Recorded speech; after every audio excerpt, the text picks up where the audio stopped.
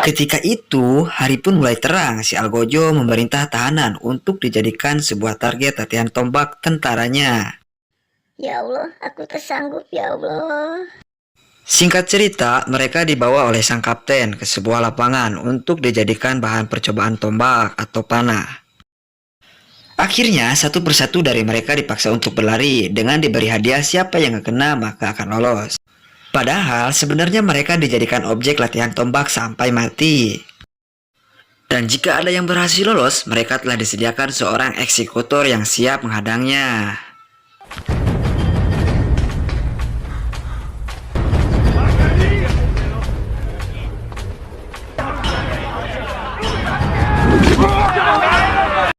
Bismillahirrahmanirrahim, headshot. Namun nasib malang pun menimpa si Abdul, di mana anak panah menancap di punggungnya, sementara hal yang sama pun menimpa yang lainnya.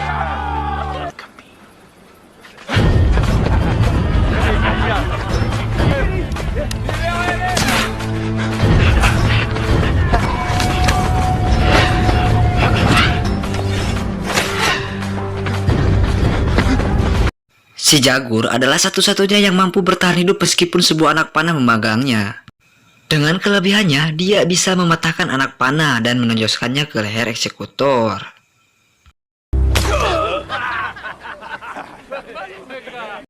Melihat eksekutor deg-degan, si kapten berlari kepadanya.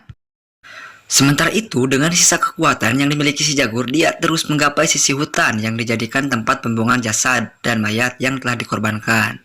Ya Allah, aku takut ya Allah dengan mayat. Tolong, aduh ini gelap, ampun. Oke, lanjut. Sementara itu, si Jagur berlari dengan menggunakan kekuatan Super Dede meskipun rasa sakit yang dirasakan. Dan di belakangnya pun diikuti oleh sang kapten bersama temannya. Akibat luka yang cukup parah, si Jagur mulai kehabisan tenaga sehingga dia memilih bersembunyi di atas pohon sekaligus mengelabui pengajaran suku Maya.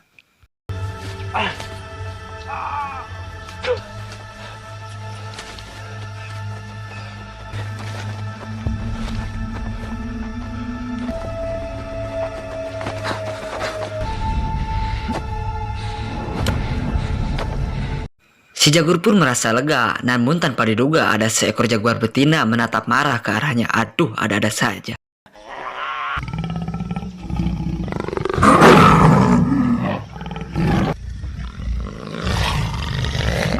Dengan rasa takut, si Jagur pun berlari sekuat tenaga. Untungnya dia semakin di depan. Di sini keistimewaan si Jagur pun terlihat jelas ketika si hewan pun tak mampu mengejarnya. Terbukti ketika ia berada beberapa meter mengungguli kecepatan lari jaguar itu.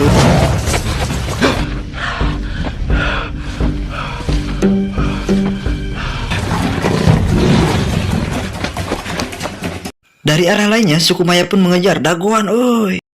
Tanpa basa-basi lagi, mereka pun menyusul si Jagur dengan ambisi bisa segera membunuhnya. Alhasil hewan buas itu pun menerkam suku Maya yang ada di depannya.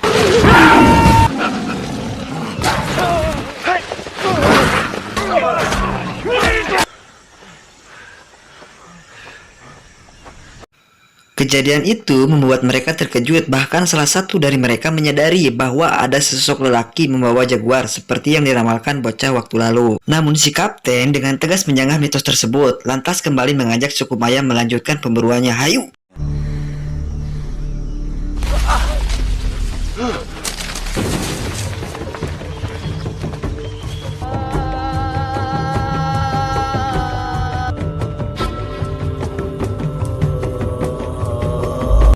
Hari berganti malam, hingga malam pun menjadi siang, pemburuan masih terus berlangsung.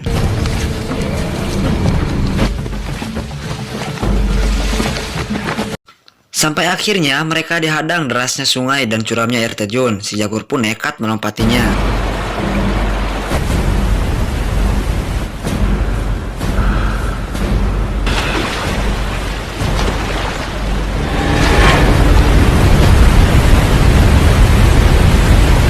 Rupanya habitat si Jagur pun di depan mata. Tak sampai di situ, suku Maya pun ikut terjun ke bawah dan mengikuti si Jagur dan mengorbankan satu dari prajurit mereka dan disungkurkannya. Terpaksa, para prajurit yang tersisa harus mengikuti instruksi pimpinannya.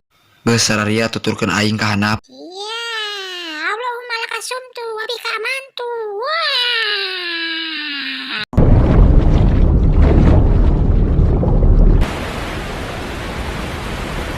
Menyaksikan aksi nekat mereka, si Jagur terkejut hingga terperosok ke lumpur hidup. Namun hal itu tak berarti apa-apa dan ia berhasil keluar dari sana.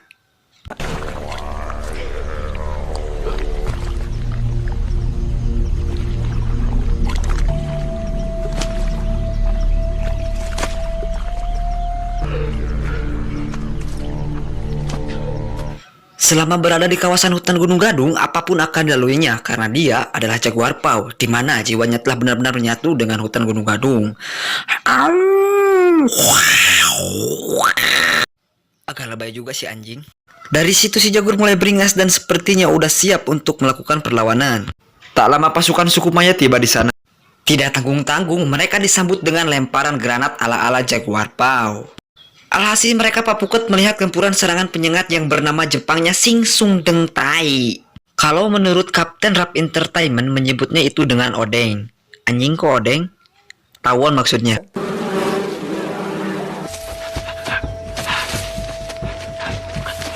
Di sisi lain, dia telah merakit sebuah senjata tradisional dengan mengambil racun katak yang mematikan di dunia, yang bernama ilmiahnya Derborate Slemucoles argama. Nonnya, baik tong dibaca susah bangsat. Oke, kita lanjutkan saja cuk. Dengan memanfaatkan duri daun jeruk sebagai amunisi serangan terhadap suku Maya. Senjatanya boleh-boleh dibilang sumpit, tetapi racun itulah yang membuat prajurit mati sekarat. Wow, hebat banget, pokoknya anjing banget. Insiden itu memaksa si Bejo berbalik arah untuk memastikannya, dan ternyata di sana si Jagur sudah siap untuk menyerangnya.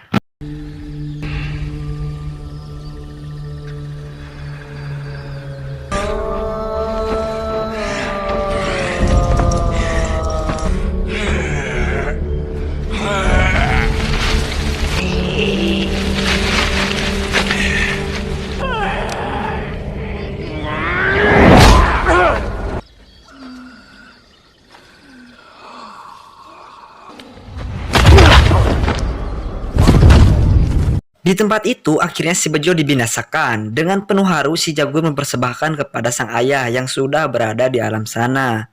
Di mana?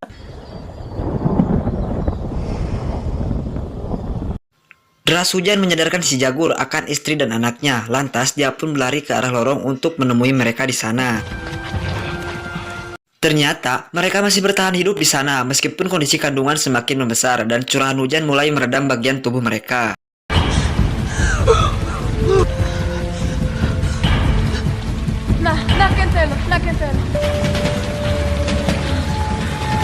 Di sisi lain, tewasnya si Bejo telah membuat si kapten merasa kecolongan kesekian kalinya, sebab itu kemarahannya semakin memuncak. Si Jagur tahu bahwa mereka masih mengejarnya, lantas dia kembali meninggalkan lorong itu demi keselamatan mereka di sana.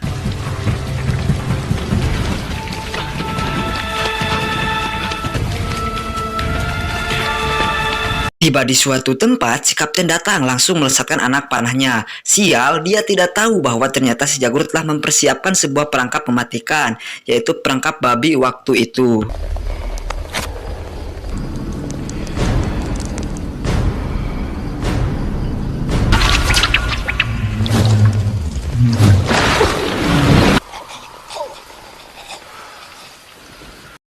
Kini hanya tersisa 2 prajurit saja dari suku Maya. Di bawah derasnya hujan, mereka diajak lari si Jagur menyusuri belantara hutan Gunung Gadung.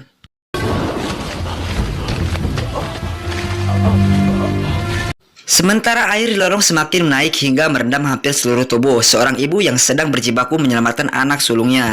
Padahal di sisi lain dia juga sedang menahan rasa sakit, detik-detik kelahiran anak keduanya.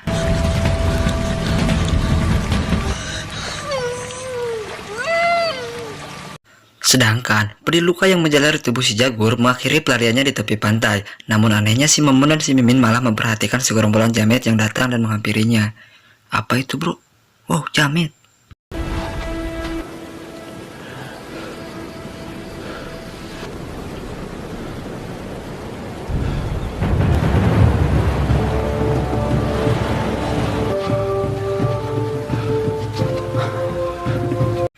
Saat-saat itulah yang kemudian dimanfaatkan si Jagur untuk menengok kondisi anak dan istrinya. Tibanya di sana, mereka pun tak kuasa menahan haru di mana sang bayi telah hadir di tengah-tengah mereka dalam keadaan selamat.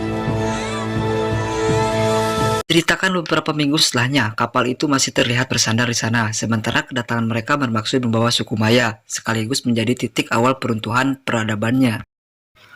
Namun si Jaguar bersama keluarga kecilnya lebih memilih Gunung Gadung sebagai tempat hidupnya hingga akhir kelak nanti.